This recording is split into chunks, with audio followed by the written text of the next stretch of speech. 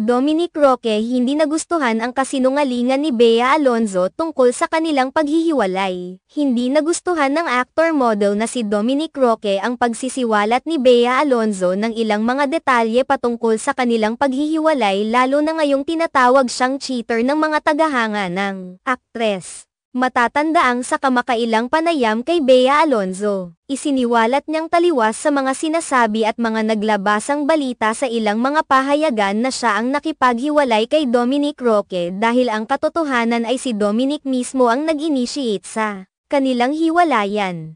Matapos ang pagbibigay ng pahayag ni Bea Alonzo tungkol sa naging breakup nila ni Dominic Roque, usap-usapan naman ngayon sa ilang mga social media platforms ang reaksyon ni Dominic Roque sa pagpapa-interview ni Bea Alonzo kung saan isiniwalat ng aktres ang ilang detalye ng hiwalayan nilang dalawa. Nang matanong kay Dominic Roque kung ano ang kanyang masasabi at reaksyon sa naging pahayag ni Bea Alonzo, ay tipid lamang umano itong ngumiti at sinabing alam naman ni Bea Alonzo ang lahat. Tinigundahan rin ni Dominic Roque ang naging pahayag ni Bea Alonzo na nagsasabing bagamat nagtapos ang kanilang relasyon ay magkaibigan pa rin silang dalawa. Subalit ang tila hindi nagustuhan ni Dominic Roque ay ang komento ng mga fans ni Bea Alonzo na tinatawag siyang cheater at hiniling na makarma rin siya sa kanyang ginawa sa Akers. Kaagad itong sinagot ni Dominic Roque ng law, with laughing out loud emoji, tila ipinapahiwatig niya na hindi niya alam kung bakit tinatawag siya nitong cheater. Sa kabilang banda,